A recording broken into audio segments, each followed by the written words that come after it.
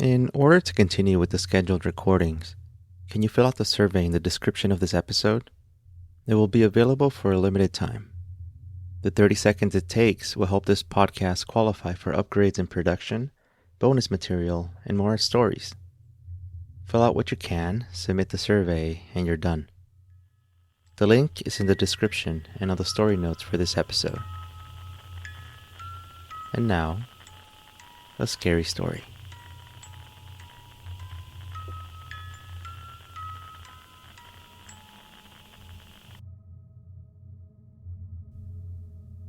It was dark. I typically sleep under 2 blankets, but on this particular night, I remember feeling ice cold. I felt someone tug on my arm as I yelled in a language that I didn't understand, but I still couldn't see the man who squeezed my right forearm and elbow until it hurt. Then, my fingers went numb.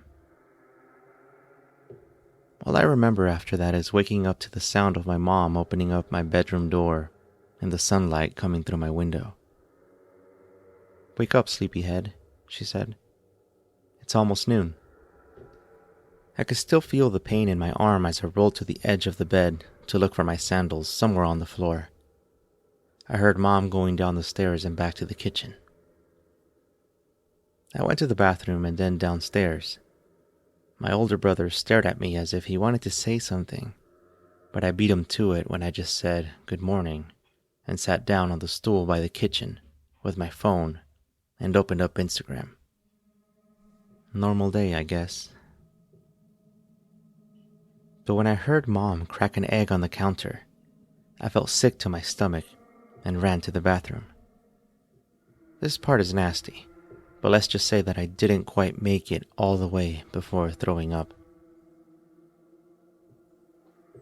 The day went by as always, stuck at home on a Saturday. I normally would just watch YouTube videos in my room, when I overheard that my brother would be having his friends over again. They were so annoying. They would just stay up really late, and I swear one of them would go to the bathroom and stink it up every hour throughout the night.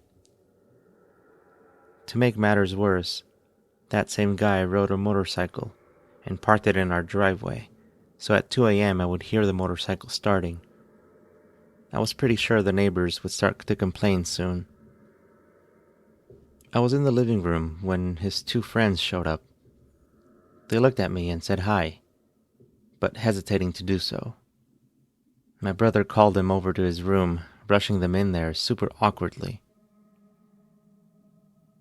I couldn't sleep that night. I heard chants and screams. I felt stinging needles crawling like spiders all over me. There was a voice so deep that I couldn't even tell the words apart. I was terrified like never before. When I finally was able to shake myself awake, I screamed, and my mom came rushing into my room. I remember she was yelling for my brother to come to the room. I remember her desperately demanding the first aid kit, and my brother wouldn't show up. I woke up in the hospital. Both of my parents in the room, a police officer, and a woman in a black power suit looking down at my bandaged arms. She asked me several questions, including things about how I was doing in school and how I felt about my weight. I wasn't sure what that was all about. My brother came rushing into the room once the woman waved my parents to come back, and he started crying. He said he was sorry and that he would stop. Stop what? My parents were a bit silent around me, trying not to talk about the 3 gashes on both of my arms, but I finally convinced them to explain to me what was happening. The night I woke up screaming, my dad found a ring of candles and some random items in my brother's room. It turns out that him and his friends thought it would be fun to try a ritual that they found on a forum on the internet. They would be granted what they most wanted,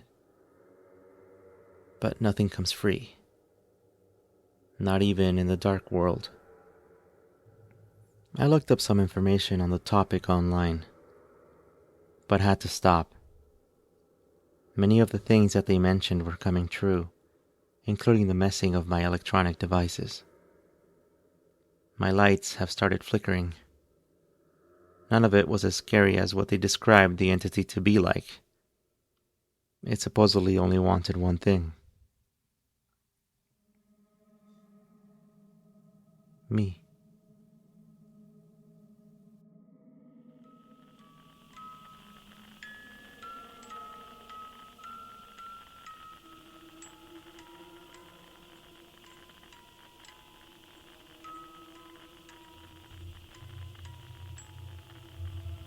To stay updated and to subscribe to the official Scary Story Podcast website, join us by clicking on the link in the description of the story's episode. A special thanks to those of you who have filled out what you could on the 30-second survey through the link in the description. It's how this podcast stays alive. Thank you for listening.